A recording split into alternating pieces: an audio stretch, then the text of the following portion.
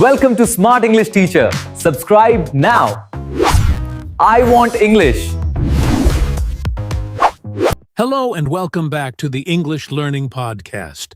I'm Jason, your host, and as always, I'm joined by my wonderful co-host, Julia.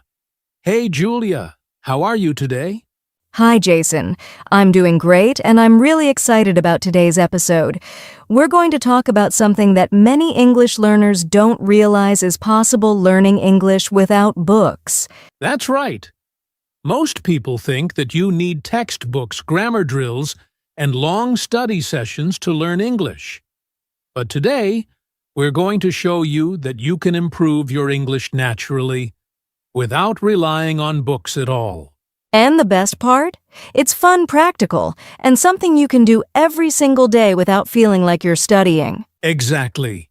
So, if you've ever struggled with traditional learning methods or felt bored with textbooks, this episode is for you. Stick with us until the end, because we'll be sharing some amazing tips that can completely change the way you learn English. Plus, we have some real-life examples, fun techniques, and a few surprises along the way. So grab your headphones, get comfortable, and let's dive in. So, Julia, let's start with a big question. Why should someone even consider learning English without books? Aren't books the traditional way to learn? Great question, Jason. Books can be helpful, of course, but they're not the only way to learn. In fact, many people struggle with learning from books because they focus too much on grammar rules and written exercises instead of real communication. That's so true. A lot of learners get stuck in a cycle of studying, but not actually using English. They spend months memorizing vocabulary and grammar, but when they try to speak, they freeze. Exactly. That's because speaking and listening are very different skills from reading and writing. When you learn without books, you focus more on real-life communication, which is what actually helps you become fluent. Yeah, and let's not forget, many people simply don't enjoy studying from books.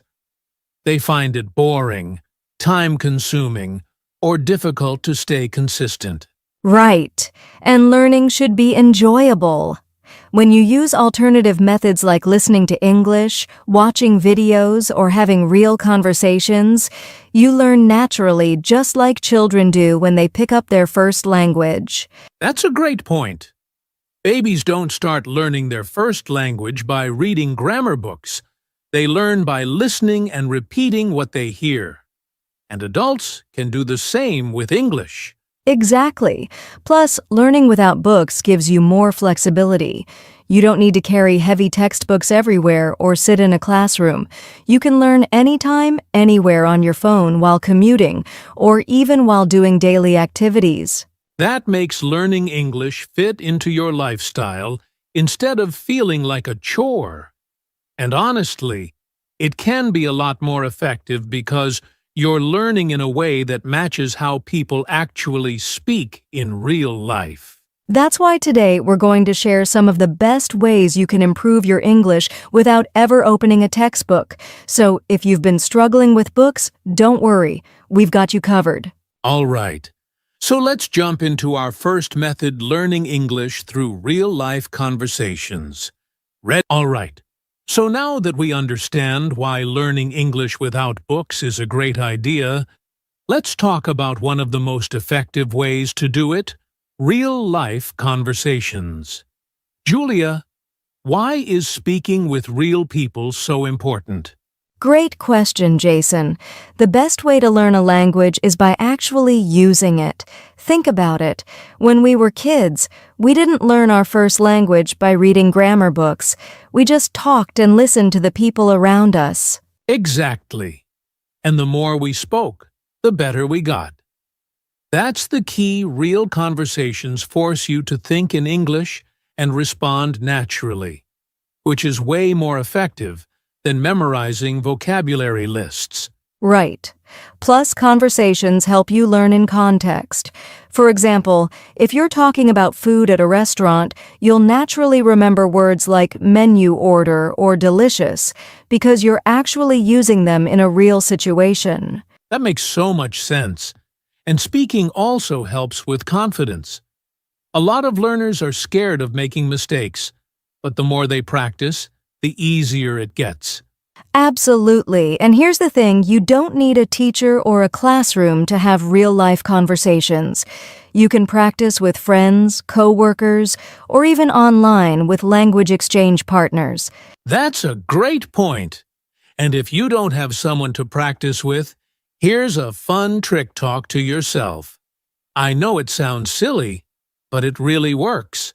Yes, you can describe what you're doing, like, now I'm making coffee, or imagine a conversation in your head. It helps you think in English and get comfortable with speaking. That's such an easy way to practice. And if you want to make it more interactive, you can also use apps like HelloTalk, Tandem, or Speaky to chat with native speakers or other learners.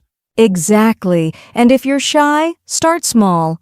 Order food in English, ask for directions, or just say hello to someone in English. Every little conversation helps. That's great advice.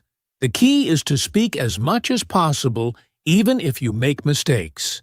Remember, fluency comes from practice, not from perfection. Yes. So, if you're listening right now, here's your challenge today. Try to have at least one conversation in English, even if it's just a short one. You'll be surprised at how much you learn. That's a great challenge. All right, now let's talk about another fun way to learn English without books, movies, and TV shows. All right, now let's talk about one of the most fun ways to learn English watching movies and TV shows. Julia, why is this such a great method? Because it's entertaining and effective. When you watch movies and TV shows in English, you hear how native speakers actually talk. You pick up real-life expressions, slang, and natural pronunciation without even realizing you're learning. That's so true! And it's way more enjoyable than memorizing words from a textbook. Plus, you can actually see how people use body language and expressions when they speak. Exactly. And the best part? You can learn at your own pace. If something is too fast, just pause, rewind, and listen again. You can also use subtitles to help you understand. That's a great tip. Speaking of subtitles, what's the best way to use them? Should learners always watch with subtitles in their native language? Not necessarily. If you're a beginner, it's okay to start with subtitles in your native language. But as you improve, switch to English subtitles that way, you connect the words with their sounds and meanings. Yes! And once you feel more confident, try watching without subtitles at all. It might be hard at first, but it really trains your ears to understand spoken English. Right. And another fun trick is to repeat what you hear. If you like a phrase or sentence from a movie, pause and say it out loud. This helps improve your pronunciation and speaking rhythm. I love that idea. And choosing the right kind of show is also important. If you're a beginner, don't start with complicated movies full of difficult words. Try watching sitcoms like Friends or The Big Bang Theory. Yes, or even animated movies like Finding Nemo or Toy Story. They use simple, clear English that's easy to understand. Great suggestions. And remember, don't stress if you don't understand everything. Just enjoy the show and let your brain absorb the language naturally. Exactly. So, if you're listening right now, your challenge is to watch at least 10 minutes of an English TV show or movie today. Try to notice new words and phrases, and maybe even repeat some lines. That's an awesome challenge. And now, let's move on to another powerful way to learn English listening to podcasts and audiobooks. All right. Now let's talk about one of the most fun ways to learn English watching movies and TV shows. Julia, why is this such a great method? Because it's entertaining and effective. When you watch movies and TV shows in English, you hear how native speakers actually talk. You pick up real-life expressions, slang, and natural pronunciation without even realizing you're learning. That's so true. And it's way more enjoyable than memorizing words from a textbook. Plus, you can actually see how people use body language and expressions when they speak. Exactly. And the best part? You can learn at your own pace. If something is too fast, just pause, rewind, and listen again. You can also use subtitles to help you understand. That's a great tip. Speaking of subtitles, what's the best way to use them? Should learners always watch with subtitles in their native language? Not necessarily. If you're a beginner, it's okay to start with subtitles in your native language. But as you improve, switch to English subtitles that way. You connect the words with their sounds and meanings. Yes, and once you feel more confident, try watching without subtitles at all. It might be hard at first, but it really trains your ears to understand spoken English. Right. And another fun trick is to repeat what you hear. If you like a phrase or sentence from a movie, pause and say it out loud. This helps improve your pronunciation and speaking rhythm. I love that idea. And choosing the right kind of show is also important. If you're a beginner, don't start with complicated movies full of difficult words. Try watching sitcoms like Friends or The Big Bang Theory. Yes, or even animated movies like Finding Nemo or Toy Story. They use simple, clear English that's easy to understand. Great suggestions. And remember, don't stress if you don't understand everything. Just enjoy the show and let your brain absorb the language naturally. Exactly.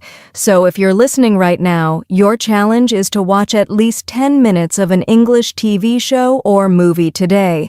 Try to notice new words and phrases, and maybe even repeat some lines. That's an awesome challenge. And now, let's move on to another powerful way to learn English, listening to podcasts and audiobooks. Ready, Julia? Let's do it! All right, Julia. We just talked about learning from movies and TV shows, but there's another powerful way to improve English podcasts and audiobooks. Why do you think these are so effective? Podcasts and audiobooks are amazing because they help you immerse yourself in English, even when you're busy.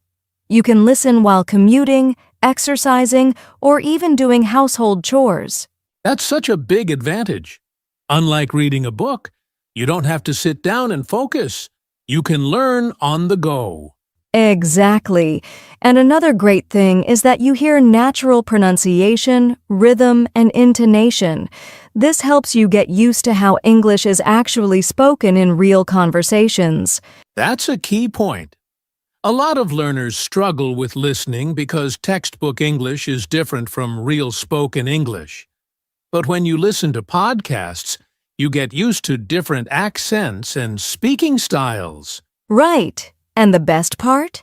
There are so many podcasts and audiobooks for different levels. If you're a beginner, you can start with slow and clear English podcasts. And if you're advanced, you can listen to native-level content. Yes, and for those who love stories, audiobooks are fantastic. They improve your vocabulary, listening skills, and even your imagination, all at the same time. Exactly. And here's a tip. If you listen to something and don't understand everything, don't worry. Just focus on getting the main idea instead of trying to understand every single word. That's so important. Many learners feel frustrated when they don't understand 100%, but that's completely normal. The key is to keep listening regularly, and over time, your brain will automatically understand more. Yes. So if you're listening to this podcast right now, you're already using one of the best methods to learn English. Great job. That's right. And here's a quick challenge for our listeners. Find a podcast or audiobook in English today and listen to at least 5 minutes. Even just a few minutes a day can make a big difference. Love that challenge. And now, let's talk about another great way to learn English using social media and online content. All right, Julia. So we've talked about podcasts, movies, and conversations, but let's be honest. Most people spend hours on social media every day. So, why not use it to learn English? Exactly, Jason. Social media isn't just for fun. It can be a powerful learning tool. There are so many ways to practice English with content on Instagram, TikTok, YouTube, and even Twitter. That's true. And the best part? It's short and easy to digest. You don't have to sit down with a big book. Just watching a 1-minute video or reading a short post in English can help. Yes, for example, you can follow English learning pages on Instagram or TikTok. They share quick grammar tips, new vocabulary, and even pronunciation tricks. And let's not forget YouTube. There are tons of English learning channels out there. Plus, you can watch content made for native speakers, like vlogs, interviews, or educational videos. Right, and a great trick is to follow English-speaking influencers, bloggers, or even comedians. That way, you see and hear natural English in everyday situations. That's a great tip. Also, social media gives you a chance to interact in English. You can leave comments, reply to posts, or even join discussions in Facebook groups or Reddit forums. Yes, writing comments is a great way to practice. And if you're shy, start small. Just write "great post" or "thanks for sharing." Then, as you get more confident, write longer comments. Love that idea. And here's another trick. Change the language settings on your phone and apps to English.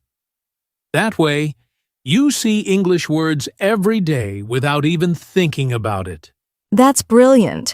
It forces your brain to adapt. And don't forget, social media is a two-way street. You can create content in English too. Try making a short video or writing a post about your day. Yes, even something simple, like tweeting one sentence in English every day can help. The more you use English, the more natural it becomes. Exactly. So here's today's challenge. Find one new English learning account to follow and leave a comment in English on a post today. It's an easy way to practice. That's a great challenge. Now, let's talk about another exciting way to improve English traveling and immersing yourself in an English-speaking environment. Ready? All right, Julia. We've talked about using social media, movies, and podcasts to learn English. But what about everyday life? How can someone practice English in their daily routine? Great question, Jason. The best way to learn English without books is to make it part of your daily life. You don't need to set aside extra time. Just connect English to what you already do. That's so true. And one simple way is to think in English. Instead of using your native language in your head, try to describe what you're doing in English. Yes. For example, if you're making coffee, say to yourself, "I'm boiling water. Now I'm adding sugar." It sounds simple, but it really helps. I love that. And here's another tip: talk to yourself in English.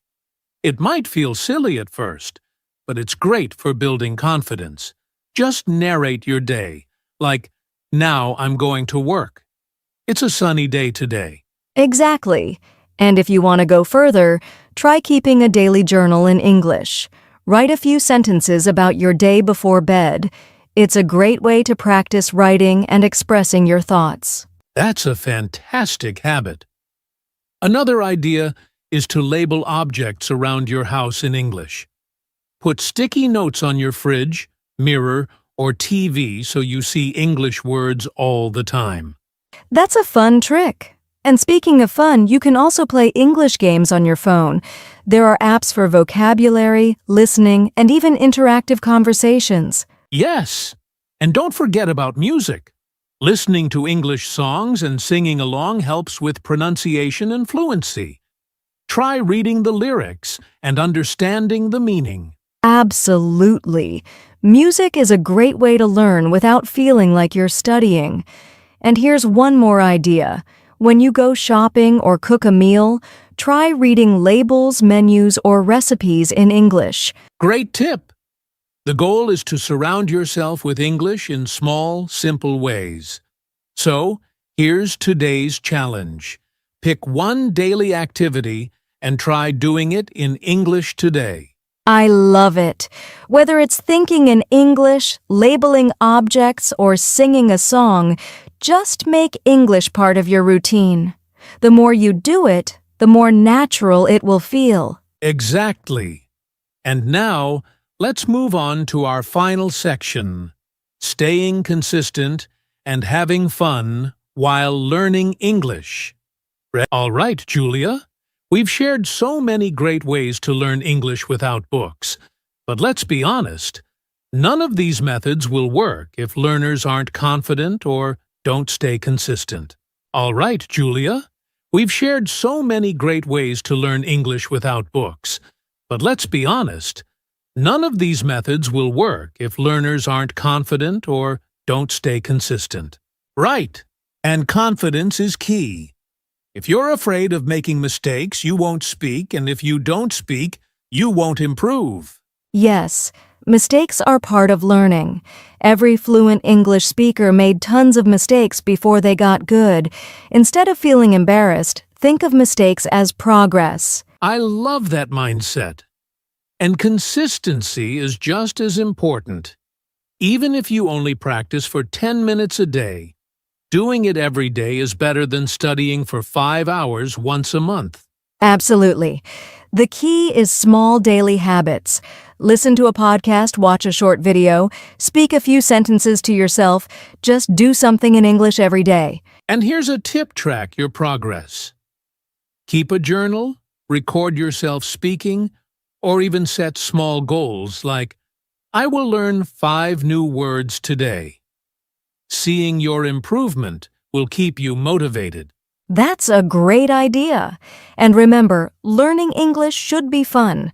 Don't force yourself to study in a way that feels boring. Find what excites you and enjoy the process. Exactly. So here's our final challenge. Pick one small English habit and stick with it for the next 7 days. It could be listening to a podcast, speaking out loud, or writing 1 sentence a day. That's a perfect challenge. And don't forget, stay confident, be patient, and enjoy your English journey. Well said, Julia. And with that, we're wrapping up this episode.